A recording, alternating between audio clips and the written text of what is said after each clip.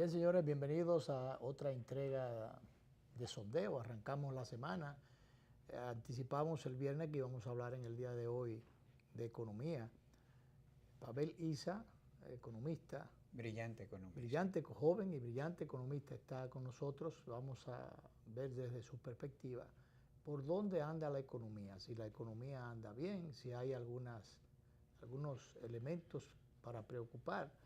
Hubo un informe reciente del Fondo Monetario Internacional, hablaba de que la economía del país, el comportamiento en sentido general estaba bien, el manejo macroeconómico correcto, no hay un acuerdo con el Fondo Monetario. El Fondo Monetario lo que hace es que monitorea más bien la economía del país, un servicio que yo no sé qué opinión tendrá para ver si está de acuerdo con que realmente no hubiera acuerdo con el fondo, porque en su momento el fondo realmente se convirtió en un dolor de cabeza para el país. Realmente venía con el cuchillo en la boca a imponer cosas, no a sugerir, sino a imponer, a trazar pautas que eran generalmente desastrosas para distintos sectores, especialmente los que menos pueden. Pero bien, ya eso es tiempo pasado. Recordemos la revuelta, fue en el 84, por allá. 84, sí. Que realmente por las políticas tremendas que sugirió y que fueron aplicadas en el gobierno del doctor Jorge Blanco, eso no se olvida. No, la sonada del 84, incluso no se sabe cuánta gente murieron. Eso.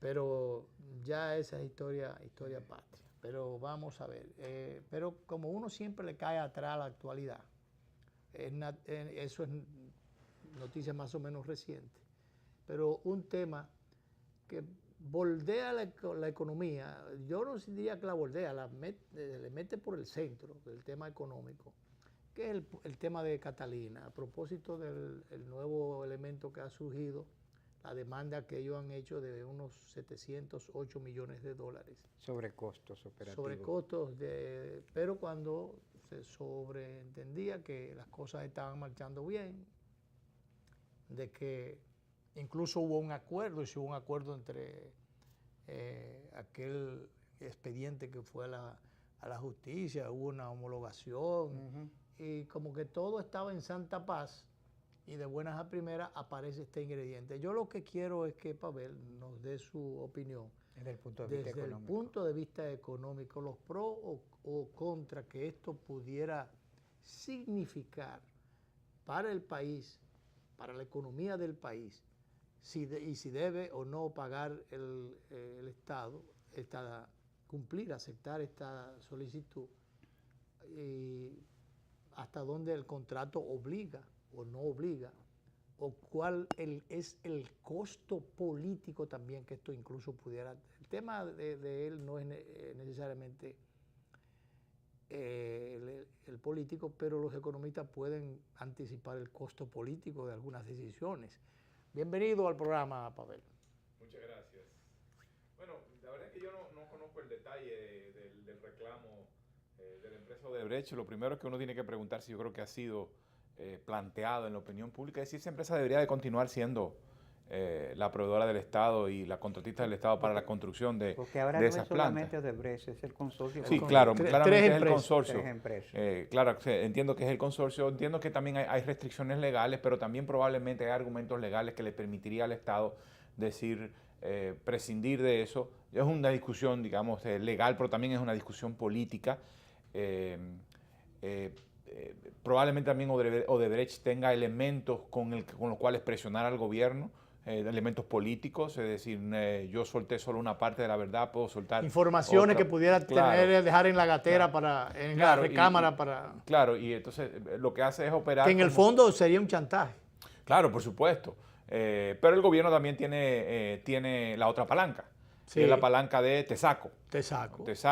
Entonces, o me he echado el costo político de dejarte, a pesar de las presiones de dejarte, y si yo te he dejado, entonces te saco. Claro, políticamente le conviene al gobierno sacarla. obviamente, porque Aunque técnicamente aunque ya pueda ser problemático. especialistas han dicho que es problemático. Que es problemático. Yo entiendo ese argumento. Porque entre otras cosas retrasaría la terminación del proyecto. Además de eso.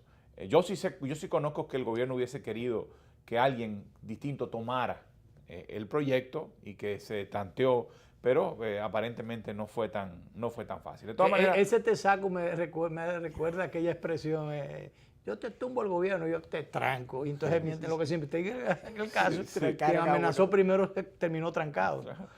Yo pienso que es la forma de operar de Odebrecht y de otras empresas. Y no solo de Odebrecht, creo que algunas otras empresas de ahí los escándalos que se suscitaron. La enmienda. Los adendas. Los adendas, efectivamente. Yo creo que si en un contexto, solamente en un contexto como ese, la resistencia del Estado se genera. En un contexto donde el caso está en la palestra pública. Pero si el caso no hubiera estado en la palestra pública, no se hubieran hecho las denuncias en Brasil, no hubiera, las autoridades brasileñas no hubieran actuado, si no hubiera actuado en el caso de la Se sale con la suya Odebrecht. Se pudiera haber salido perfectamente con la suya. Porque ellos saben que hay una presión, inclusive el gobierno está asumiendo el costo político de esa presión popular que ha estado el gobierno maniobrando para poder, primero que el proyecto no se retrase. Sí, sobre todo porque, Luis, hay una nota que está en el informe sobre Punta Catalina, que tanto la otra... En el informe de la comisión. De la comisión, sí. Ajá. Tanto Acero Estrella como la otra empresa dicen que sin Odebrecht ellos no podrían asumirla.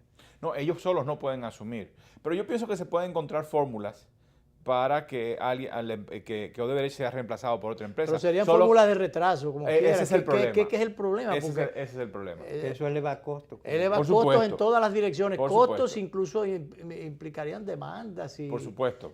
Yo entiendo que hay complicaciones, pero yo creo que hay probablemente elementos legales que le podrían permitir al Estado. Y no descarten ustedes que pudiera darse.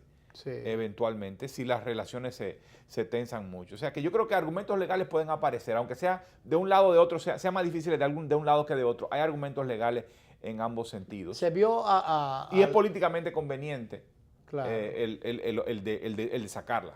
Claro. El vicepresidente de la corporación que presidió la rueda de prensa que se ofreció al país, donde se fijó la posición del gobierno, estaba también en compañía de el economista Jaime Aristi Escuder, que es el director ejecutivo de Punta Catalina. Se notó a un funcionario muy firme o categórico en los planteamientos que hacía. Ojalá que eso se Lo que significa que no están dispuestos a pagar no solo el costo financiero, sino el costo político de acceder a la demanda de la empresa. Yo creo que eso lo que refleja es que es un poco lo que tú decías. Ya hemos pagado un costo político por mantenerte. Ahora quieres que paguemos un costo político mayor. Adicional. No, adicional. Que le complicaría. Exactamente. Porque digamos el costo financiero, uno puede considerar que hay ciertos márgenes, es decir, de aumentar los costos. Entonces, sentémonos a negociar y no generaría digamos, no se plantearía en el nivel político, sino que se discute en el nivel técnico y se puede llegar a algún tipo de acuerdo donde yo te reconozco una parte, la otra parte no te la reconozco. Que inclusive yo no entiendo por qué eso trascendió.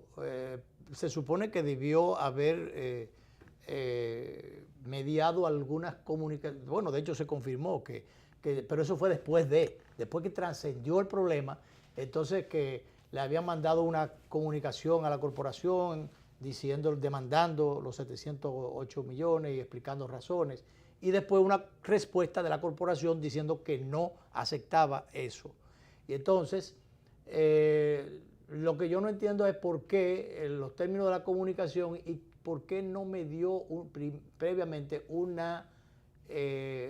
algún tipo de conversación, de negociación, antes de que se desatara la desavenencia. La explicación inmediata es que el gobierno quiso sacarle provecho político y mostrarse con los pantaloncitos puestos frente a la empresa que... ¿Por qué dice pantaloncito? ¿No, no está convencido de que fue un gesto de determinación? Puede ser las dos cosas, perfectamente. Es decir, encima de que yo estoy cargando el costo político de mantenerte, ¿tú quieres que yo te pague 700 millones? No, señor. Y encima de eso le voy a sacar provecho político y salgo a la luz denunciándote. Y después sale que dice Odebrecht que todavía todos los nombres no han salido, como una forma de... Yo no sé si eso salió después de las declaraciones de la CDE. Yo no sé si la información original había salido antes. La verdad es que no está claro. ¿Pero provino de esos litorales o fue parte Fue de Brasil,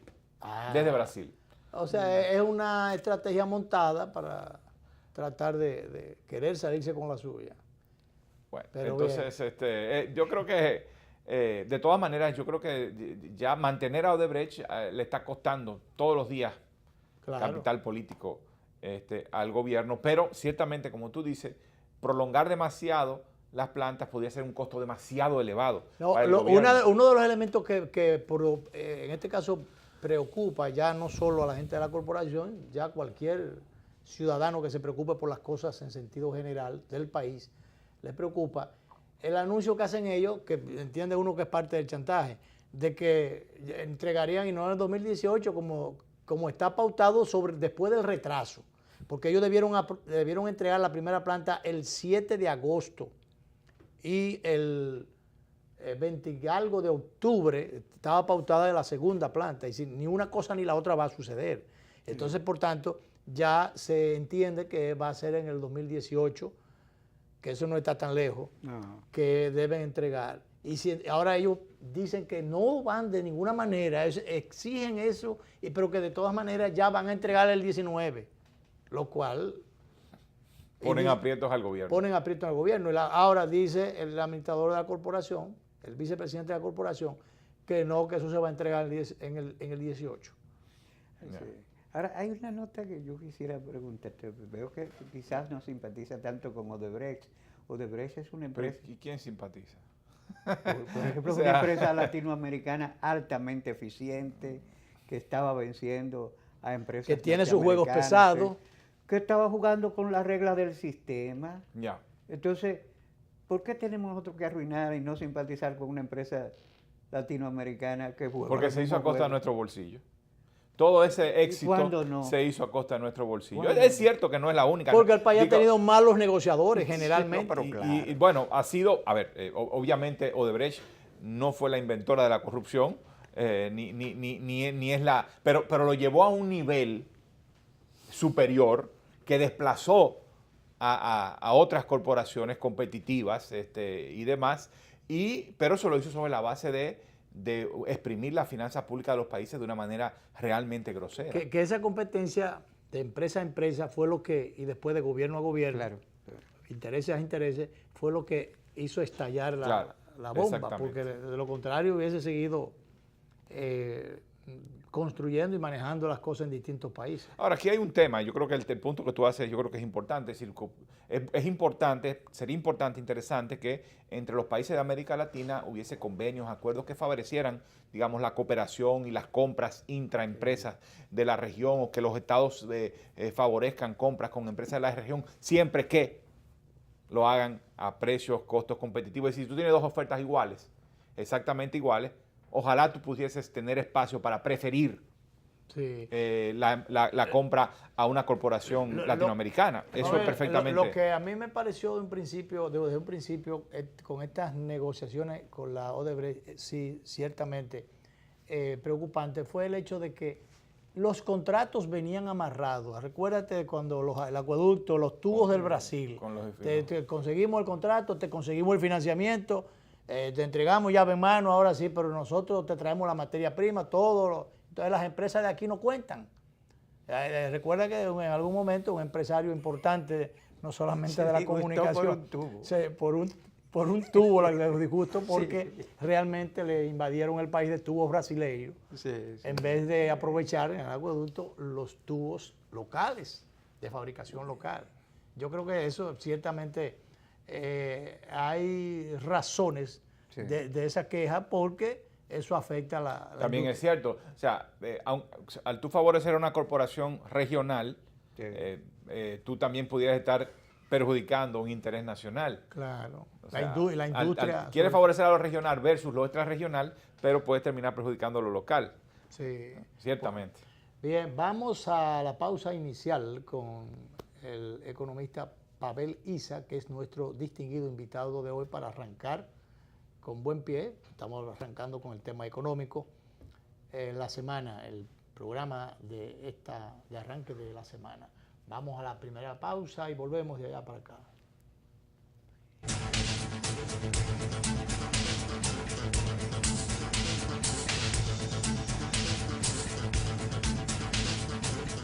Cada día me despierto con su aroma, con su compañía y su alegría. Véndame la vida como siempre, siéntate aquí a ver el mar y que el aroma permanezca. Porque el sabor empieza en el aroma, porque me tienes y te tengo.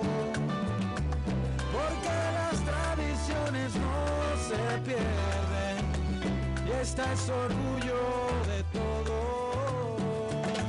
Ven con tu café de siempre, con esa aroma que enamora, con esencia de familia, con Café Santo Domingo. Café Santo Domingo, sabor que empieza en el aroma. Tu café de siempre.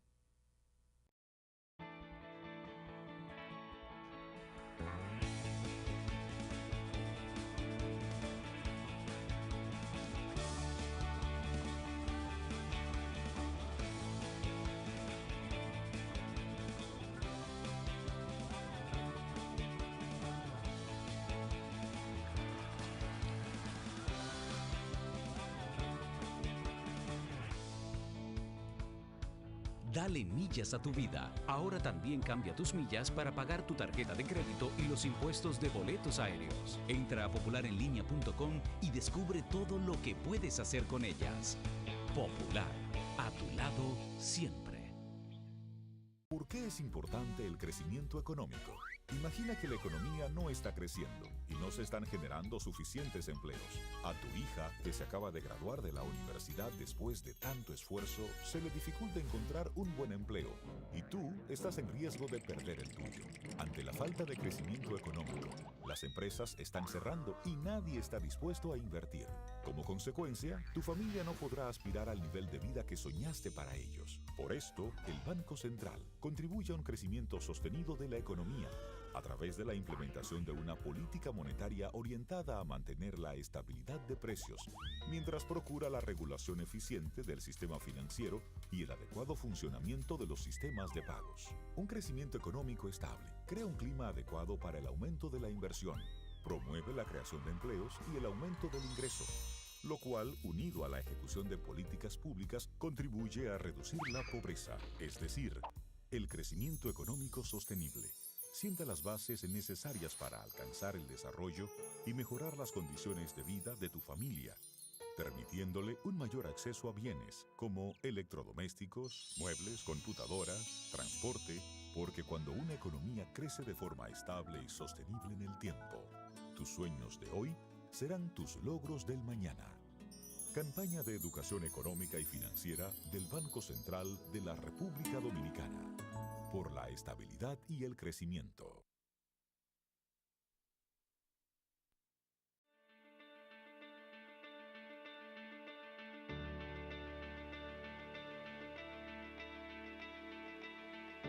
Cuando me propuse subir la bandera a la estratosfera, yo sabía que iba a ser difícil, pero no imposible. Solo era cuestión de nosotros hacer el esfuerzo y ponernos para eso. En los momentos difíciles siempre aparecía alguien que nos motivaba a seguir adelante. Esa idea de llevar la bandera a lo más alto se convirtió en el compromiso de todos.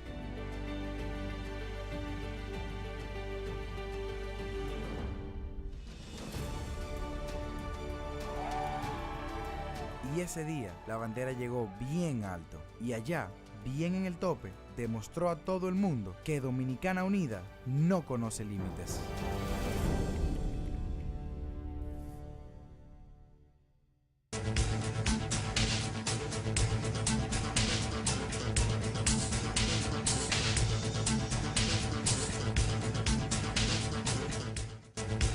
Bien, seguimos nuestra conversación. Hoy el tema económico con Pavel Isa, economista.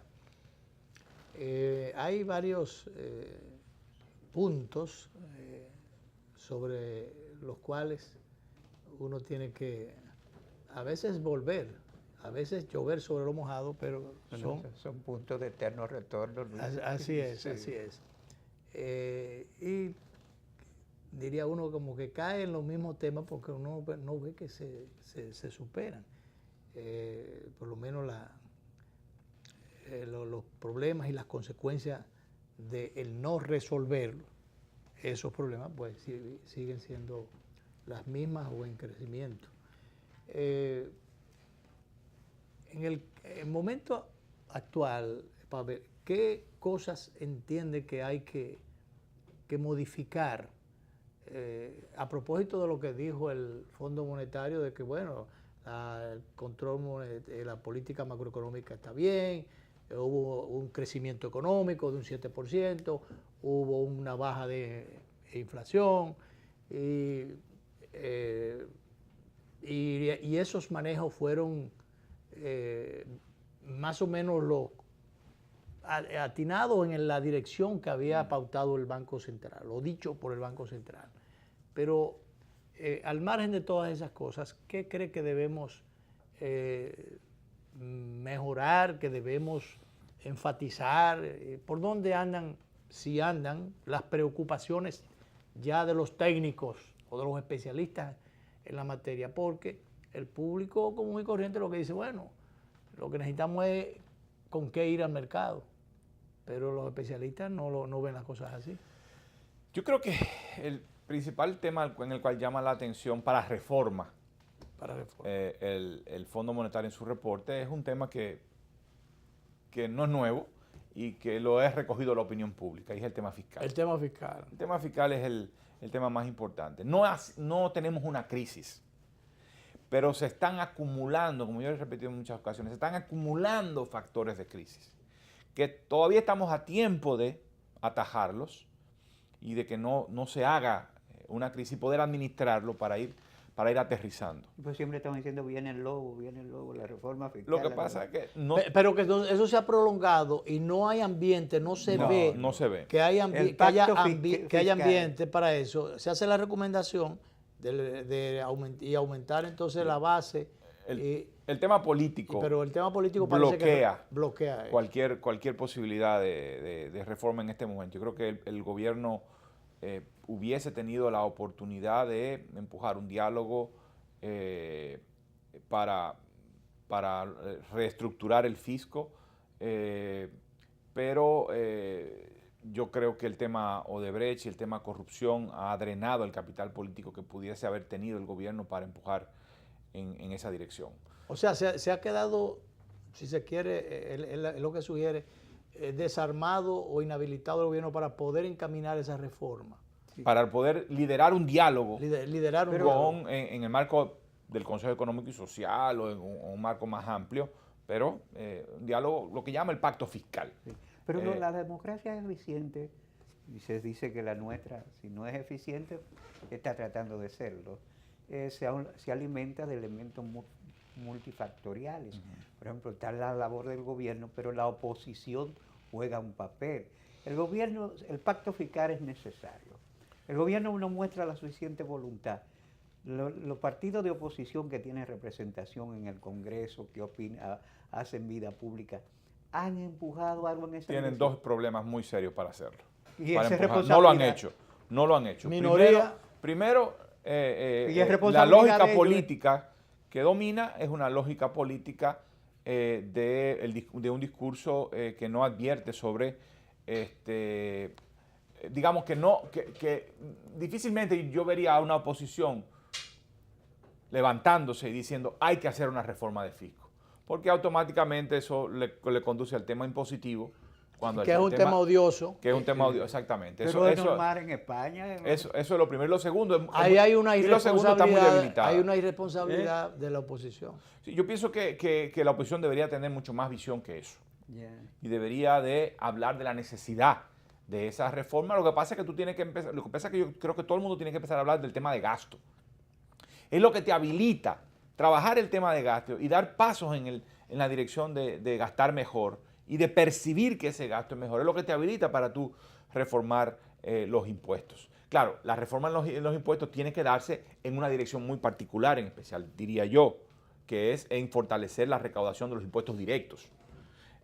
Hay que atacar el tema del impuesto sobre la renta, en particular el impuesto sobre la propiedad. En el tema del impuesto sobre la renta, el incumplimiento tributario anda por encima del 60%. ¿Sobre la propiedad o la ganancia? No, el impuesto sobre la renta es sobre los ingresos. Sí. Y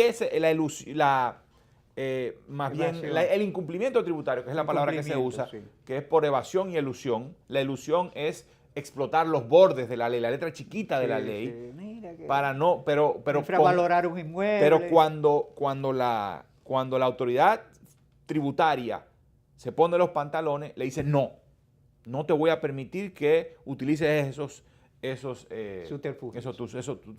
Entonces, cuando uno suma evasión y elusión, alcanza el 63%. Es decir, deberíamos si se pagara el 100%, que en ningún caso pasa eso, pero en el caso hipotético de que se pagara el 100% de lo que se debería pagar en impuestos sobre la renta, las recaudaciones se multiplicarían por 3.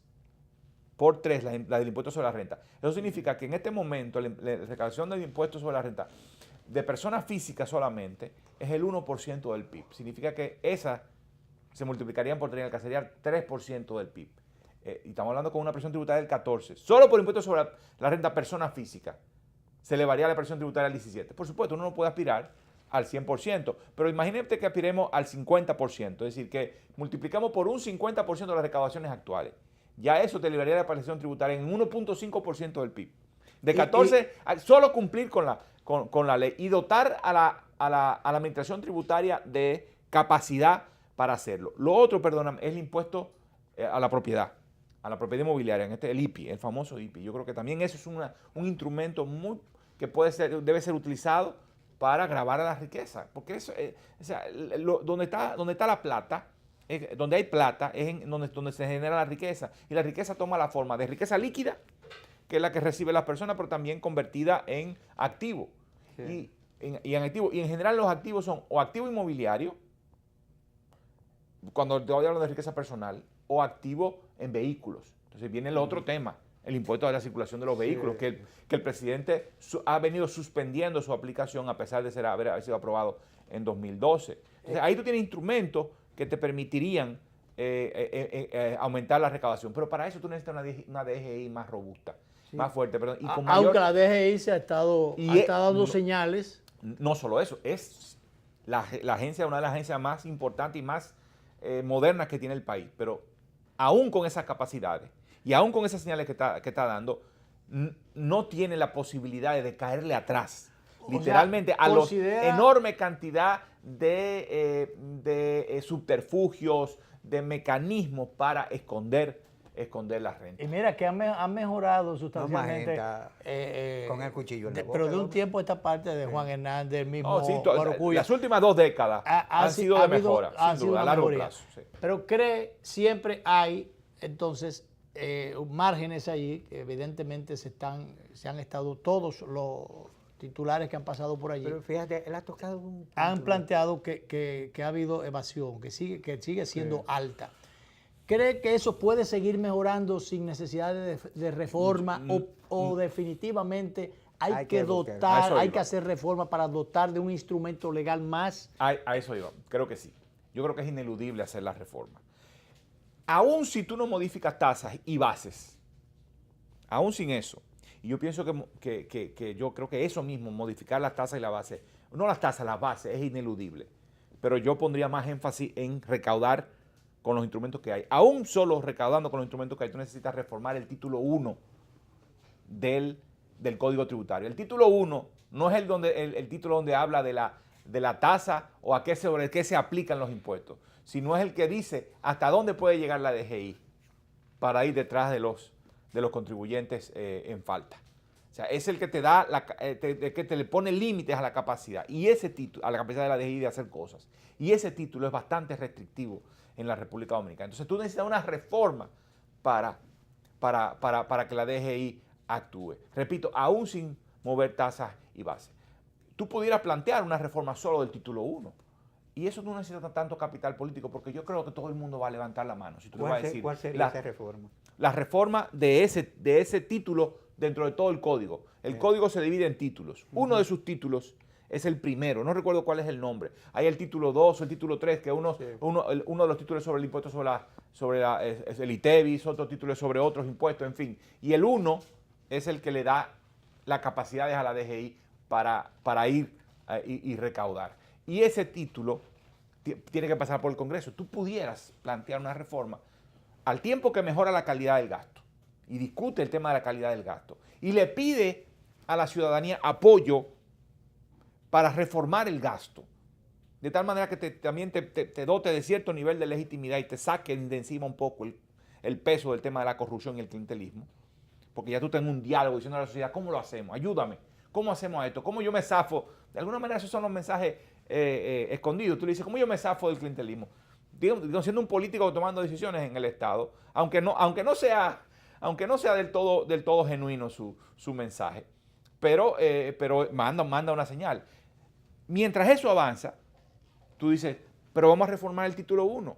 Todo el mundo va a estar de acuerdo en este país que hay que ir contra la evasión y la ilusión. ¿Y por qué qué no se hace entonces, se va, aunque sea por retazo, por parte, se va haciendo? No lo sé. Porque el tema es que por algún lado hay que comenzar. De todas maneras, luce que se ha ido ganando bastante terreno en lo de la creación de una cultura tributaria, porque los impuestos son odiosos en sentido general, pero a medida que ha habido gente en la DGI que ha tenido criterio y que ha tenido pantalones para enfrentar situaciones, en esa misma medida se ve que cada día las decisiones que se adoptan son aplaudidas por la población. Esa señal que se mandó recientemente que afecta a un senador y la esposa que es gobernadora, que es representante del Ejecutivo en Baní, esa es una señal que en definitiva ayuda a la creación de esa cultura o el fortalecimiento de esa cultura tributaria. De una no cultura a ir creando las condiciones, porque de allá para acá viene el apoyo, el respaldo de la población. Realmente yo creo que eso... Y yo creo que eso puede hacer, yo creo que puede moverse en esa dirección de forma más decidida.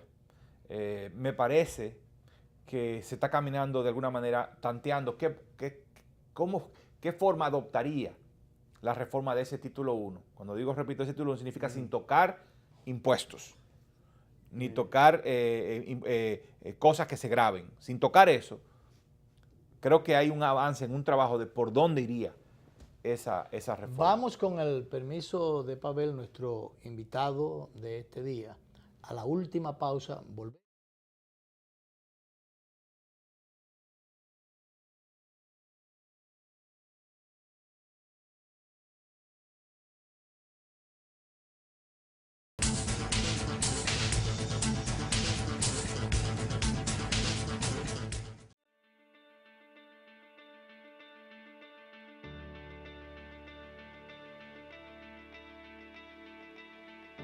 Cuando me propuse subir la bandera a la estratosfera, yo sabía que iba a ser difícil, pero no imposible. Solo era cuestión de nosotros hacer el esfuerzo y ponernos para eso. En los momentos difíciles siempre aparecía alguien que nos motivaba a seguir adelante. Esa idea de llevar la bandera a lo más alto se convirtió en el compromiso de todos.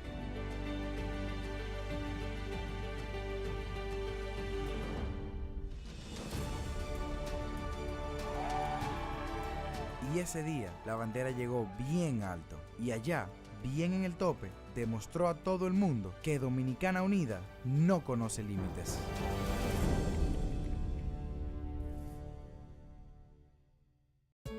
¿Cuál es tu historia? Yo soy hijo de la agricultura y siento amor por sembrar una mata.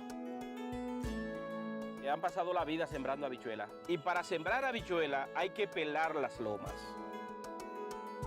Todas esas montañas, toda esa loma por ahí, la gente la chapeaba, pero ahora están motivados a que si se le apoya, en vez de sembrar habichuela, van a sembrar aguacate y van a sembrar café.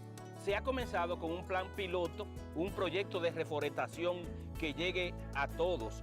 Va a ser el cambio, va a ser la transformación, va a ser la esperanza y la vida de nosotros. En Elías Piña, San Juan y Asua ya están en marcha los proyectos de reforestación del gobierno. En esas provincias se destinarán cerca de 2.500 millones de pesos para recuperar más de 200.000 tareas con árboles frutales y café. Juntos hacemos historia. Gobierno de la República Dominicana, con la gente y para la gente.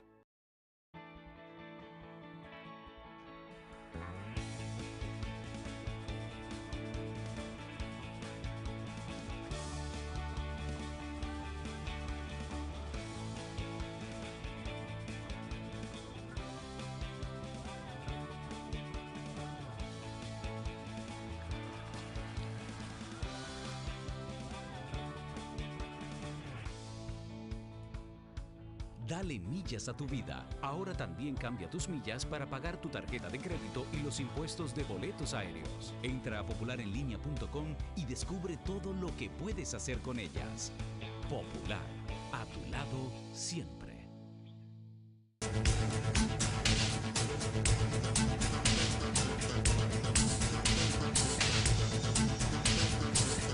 Bueno, cuando íbamos a la pausa, iba a plantear la inquietud de algunos sectores que entienden que por ahí, por el tema de la propiedad, el gravamen a la propiedad, puede haber un filón interesante, pero eso tiene sus bemoles. Primero, el costo político que eso implicaría, que los gobiernos generalmente le salen huyendo, le sacan el cuerpo, número uno. Pero, en sentido contrario, hay el ingrediente también de que en un momento determinado la gente pudiera salir de todo lo que tiene y crea un problema económico. Ya lo ha creado, no sé quién tiene un medidómetro para darse cuenta por dónde andan los números, con el tema de la propiedad inmobiliaria. Anteriormente, alguna gente que se ganaba un dinerito en negocio o sus ahorros, producto de su tiempo de servicio, los utilizaba en comprar inmuebles, comprar apartamentos y no vivir de vivir de lo que producían esos inmuebles, porque si los ponían en el banco entendían que la plusvalía o el aumento era muy poco o muy lento. Entonces, ¿qué pasó? Que al juntarle con la modificación, todo el valor de la propiedad. Todo lo de la propiedad. Sí. Eso le creó un problema a la gente, hubo gente que comenzó a salir, pero que también eso tenía una dinámica en la construcción también. Porque si Danilo tenía unos ahorros por ahí y dice, bueno, esto yo no voy a ganar nada en el banco, déjame comprarme un apartamento. Y vivía de eso. Después con otro cuartico más compraba otro apartamento. Entonces eso movía la construcción. Y entonces... Sí, había inversión. Y la inversión. Pero entonces el dinero, pues, eso no vale nada. ¿Qué yo voy a hacer con esto? O sea, eso crea un problema en el sector inmobiliario. A mí hay gente del sector inmobiliario que me lo han planteado, que me lo han dicho. Yo creo que la fórmula lo que usa mucha gente es sencillamente comprar empresas de carpeta y poner los apartamentos a nombre de empresas, y cada empresa paga el IPI que le corresponda. Si es de menos de 6 millones no va a pagar. Esa es una salida. Esa es una forma. O sea, tú rompes la propiedad, pero ya no... por vía de diferentes tipos que no es que no vas a pagar, porque cuando haya una transferencia de ese inmueble se transfiere a esa empresa de carpeta, tú tienes que pagar por eso. Sí, hay una forma de el fisco recoger un dinero ahí, pero como quiera le quita un problema al dueño de esas, el originario de esas propiedades, porque produce un tranque ahí. Realmente. Yo creo que el principal problema que tiene el IPI en este momento es que las valoraciones están muy desactualizadas. Desactualizadas. El catastro es el que actualiza los valores y esos valores no están actualizados, y entonces la dirección de impuestos está cobrando sobre la base de valores irreales. Una propiedad que tiene 20 años, tiene el valor de hace 20 años, y si esa propiedad no se movió en el mercado, no fue reevaluada, o incluso se pudo haber movido en el mercado, pero si se movió subvaluada, pues entonces se mantienen por debajo del radar. a veces que no pueden moverse por debajo del radar porque hay una transacción bancaria de por medio y hay una, digamos, mayor transparencia. Solo cuando eso sucede, entonces la DGI, la DGI capturan el nuevo valor y entonces tiene que pagar sobre esa base. Pero en el viejo valor le crearía un problema, por ejemplo, de tipo social. Aquí hay gente que tiene 2 o 3 apartamentos alquilados y entonces un viejo apartamento, pero realmente el hecho de que si hay una nueva tasación, no es verdad que el inquilino, y hay un acuerdo, el inquilino va a aceptar, pues coger y se te mudan. Bueno, mira, entonces, a ver, digamos que esos son detalles, temas que habría pero que, significativo, que habría que sintonizar adecuadamente, buscar, digamos, los mecanismos para que, bueno, hay un mecanismo que es que la propiedad tiene que tener, el valor total de la propiedad tendría que tener un valor superior a 6 o 7 millones de pesos para que empiecen a grabar. Hay gente que dice, mira, no grabes en la casa de habitación. Y grábalo todo, graba el 100%, no haya exención, pero tu casa de habitación no la grabe. Eso es otra idea.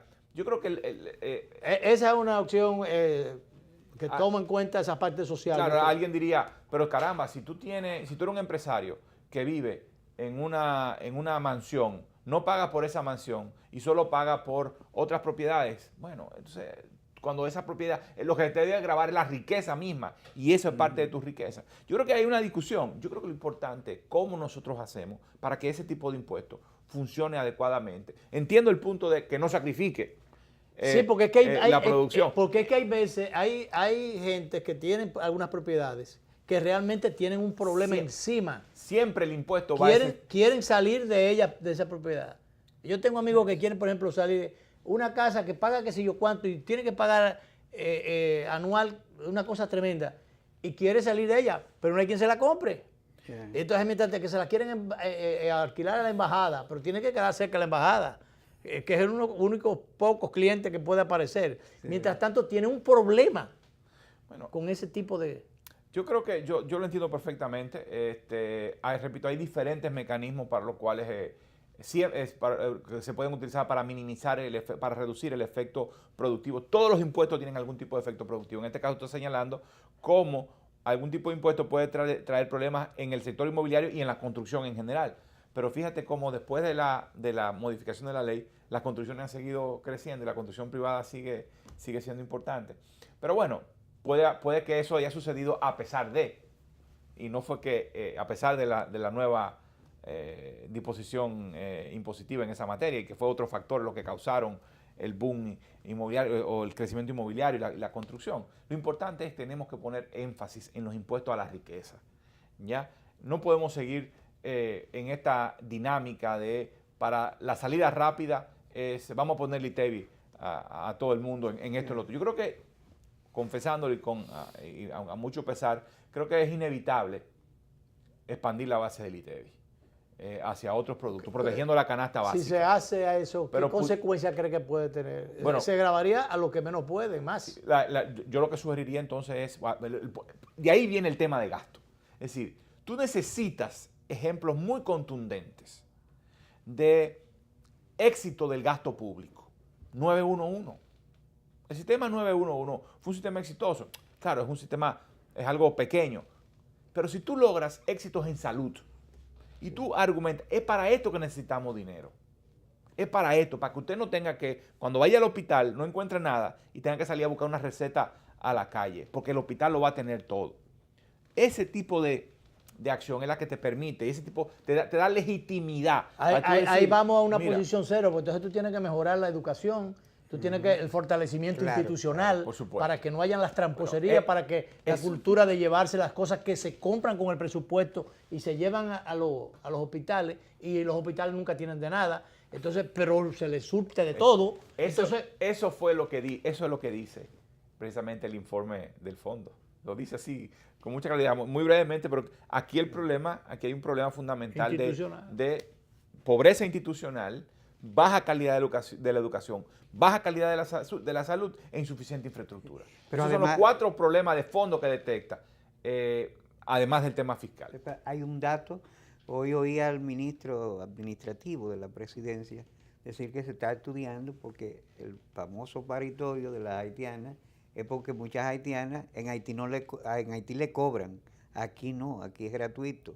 Y a veces hay que ponerla en cuidados intensivos porque tienen problemas diversos, al extremo de que una haitiana de esa le cuesta al Estado Dominicano entre 30,000, 40,000. A 60,000 pesos, hasta 60,000 hasta pesos. 60,000 pesos. Entonces, eso a costa del Estado no se le cobra nada. El tema migratorio, tenemos Entonces, un problema habría que- migratorio que seguimos ignorando. Sí. Claro. Tenemos un serio problema. Pero ahí hay un Porque Porque esas migratorio. parturientas salen para acá, pero por alguna vía entran. Claro.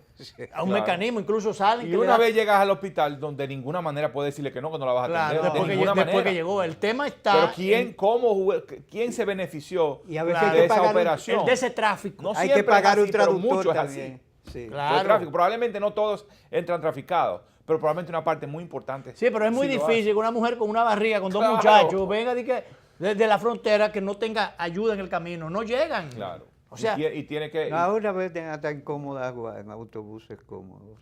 exacto, de todo. Entonces, ahí es Pero donde el, está. o el Los- guardia que cobra, el otro Claro, cobra, y los esos cobros, peajes. y esos cobros no es el guardia que está ahí, es que el Claro. guardia forma parte de una cadena. Claro, o Ya, sea, esto es un todo tema eso- institucional. Claro, muy todos esos fuerte. peajes que se establecen allí, que mientras más difícil institucionalmente, entre comillas, se ponen las cosas, entonces mejor para obligar a pagar entonces, o crear un peaje para que... Es un problema realmente serio. Pero bueno, eso es en el caso particular de salud. Pero efectivamente, como tú estabas diciendo, en el propio sector de salud hay otros problemas como el tema del abastecimiento, además a quién se le compra. No, entonces, todo el tema de calidad del gasto público es la puerta de entrada, a mi parecer, de poder entrar en un diálogo de una reforma fiscal que logre aumentar la recaudación. ¿Por dónde se mejora el tema del gasto? Si el gasto es necesario, hay gente que lo ven hasta como inversión, pero es necesario porque realmente hay una demanda social que hay que... Es ineludible, es necesario, imprescindible que el gasto público El aumente. asunto está en los controles. En cómo se gasta. ¿Cómo se En gasta? cómo se gasta. Y hacia dónde diriges el gasto. Y en este caso, o sea, este país está Pero ávido. es que se supone que siempre ese gasto va dirigido a los sectores más vulnerables, a los sectores más necesitados. El asunto es que hay desviaciones o hay beneficios de ese gasto que va a sectores o a áreas donde no debería ir. Absolutamente. Bueno, Odebrecht es el caso más evidente, es el elemento más evidente. ¿Cuántos millones de dólares han terminado en manos de esta empresa? Precisamente por ese tipo de elementos. Pero eso es un caso, ¿no? Claro, el caso más escandaloso y más grande, pero la historia dominicana ha estado plagada de ese tipo de cosas. Una fuerza de trabajo en el Estado, o sea, es el partido metido en el Estado. Así no puede funcionar bien un Estado, drenado de recursos. Pero no solo es el clientelismo, en este caso clientelismo de ese tipo, no solo es la corrupción de contratos y demás, donde hay altas tasas de ganancia, también es ineficiencia. O sea, a veces nosotros los economistas nos encanta mirar desde arriba, pero tienes que irte abajo a ver cómo se está gastando, es el nivel, es el desperdicio, ya ese tipo de cosas a veces no se ven. Lo que yo no entiendo por qué no, si los economistas ven esas cosas, por qué en los gobiernos no, cuando incluso se promete que se va a resolver. Yo recuerdo cuando aquí se planteó en un momento determinado el que iba a tratar de pagarse a tiempo o más a tiempo, más temprano, porque generalmente como el Estado se definía, estoy hablando ya en pasado, no sé si ha mejorado un poquito eso, pero bueno, como mal pagador, que pagaba tardío, entonces lo que hacía era, bueno, todos los suplidores lo que hacían era, no, espere, hay que cubrirse. Hay que cubrirse, y entonces un porcentaje, un 40% para arriba, es lo que, para ver qué pasa después y cuándo cobro. Es correcto. Entonces, ¿qué anunció en un momento determinado, incluso en campaña, el gobierno? Y eso se enfatizó muchísimo. Lo que vamos a hacer es tratar de pagar temprano, pagar a tiempo, pagar bien, para conseguir mejores precios, que ese mejor precio va a ser menos presupuesto y más ganancia para la población. Entonces, eso fue lo que se dijo. Yo no tengo una evaluación. Yo sé que ha habido progreso en ese sentido. Yo creo que que en la dirección de compra... La dirección de compra ha mejorado mucho eso. Sí. De hecho, Mucho se habla de que cualquier proveedor del Estado puede ver dónde está en línea, digamos, su expediente, cuáles son las obligaciones que tiene de entrega, cómo está la solicitud de pago y demás. Yo lo que sé pero es que eso no da, me una, parece, lucha, da una lucha del caray para que yo no sé hasta cómo es que el tema de la corrupción, inclusive en la administración pública, cómo es que da pie en función, y te lo digo tú, para, qué sé yo, una facturita de un anuncio, una cosa, los requisitos que hay para 3 cheles, entonces yo no sé si es que las facilidades son para los grandes montos, o cómo es la cosa. No. Porque, mira, las dificultades que se dan para colocar una cosa tremenda. Y bueno, tenemos el caso de la OISOE, sí. ¿no? De cómo se generó una tragedia precisamente porque alguien se beneficiaba de que tenía la llave de pago. Trancaba o destrancaba, según. Ya, entonces, llegó una persona al punto de quiebre emocional. Bueno, entonces, a pesar de los avances... Primero la quiebra del bolsillo y después la quiebra emocional. Yo creo que ha habido avances probablemente. De hecho, ahora mismo, por ejemplo, el número de licitaciones es muy elevado.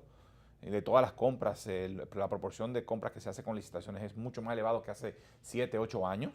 Y sin embargo, hay queja de que las licitaciones mismas hay amañamiento, es decir, cuando te hablan de licitaciones para pequeñas empresas, entonces la gran empresa crea una pequeña empresa para poder participar, hay colusión entre las empresas que ofertan, en fin, hay articulación con quienes toman las decisiones.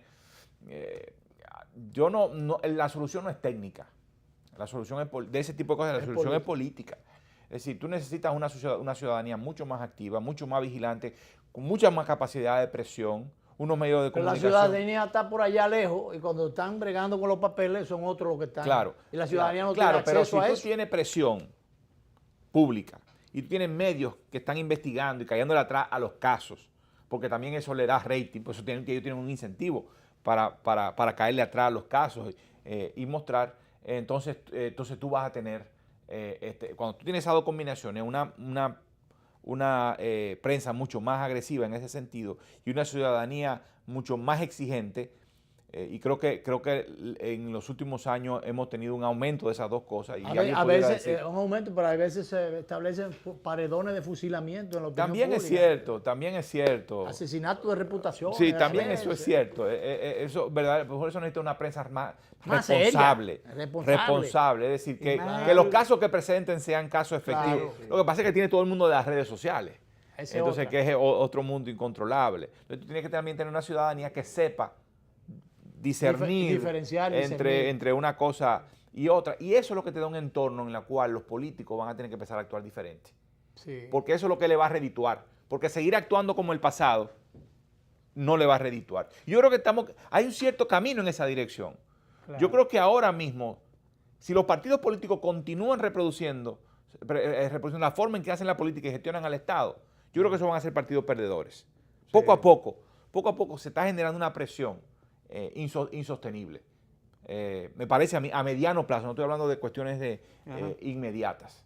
Yo creo que es en la calle y en los medios, quiero decir, y en las redes sociales donde empieza a hacerse la diferencia en términos del comportamiento de los partidos. Todavía falta mucho trecho, pero creo que está sembrada la semilla. Así es. Y gracias a Pavel Isa que ha estado con nosotros. Se puede hablar de economía desde otro plano. Nos quedan muchas cosas, preocupaciones, interrogantes, pero el tiempo no da.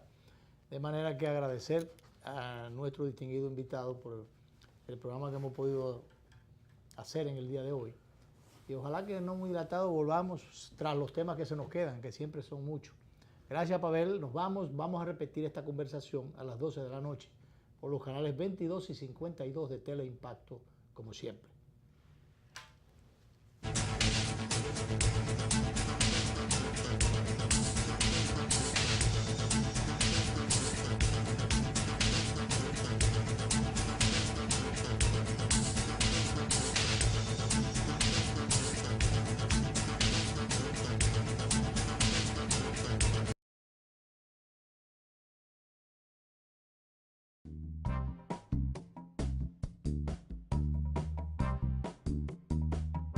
Teleimpacto.